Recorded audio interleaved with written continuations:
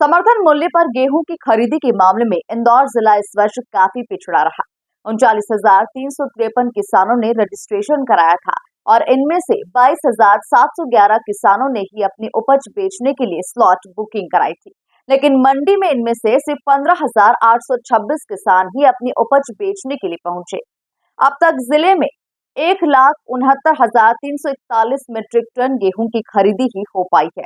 देखिए खास रिपोर्ट। राज्य सरकार ने समर्थन मूल्य पर गेहूं की खरीदी को लेकर बड़े बड़े दावे किए थे, लेकिन इस वर्ष अधिकतर जिलों में समर्थन मूल्य पर खरीदी कम हुई है। इंदौर जिले की बात की जाए तो समय सीमा बढ़ाने के बाद भी 1,69,341.63 मीट्रिक टन खरीदी ही हो पाई है, जबकि लक्ष्य 2.5 लाख मीट्रिक टन खरीदी का था।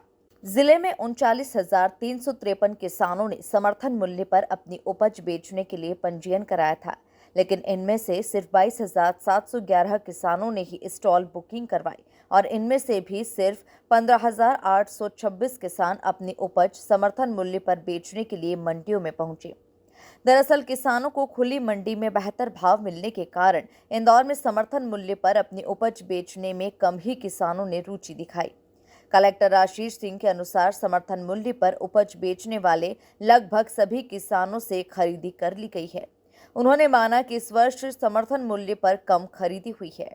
देखिए, इस बार गेहूं की जो आवक थी, जो हमारा अनुमान था उससे थोड़ी कम रही है।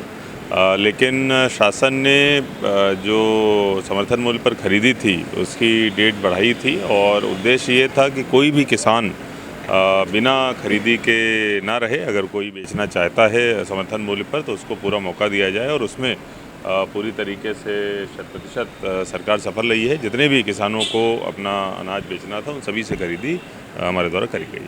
जिन किसानों ने अपनी उपज बेच दी उनमें से कुछ किसानों को करीब 60 लाख का भुगतान नहीं हुआ है। Bureau report, MP news, Indore.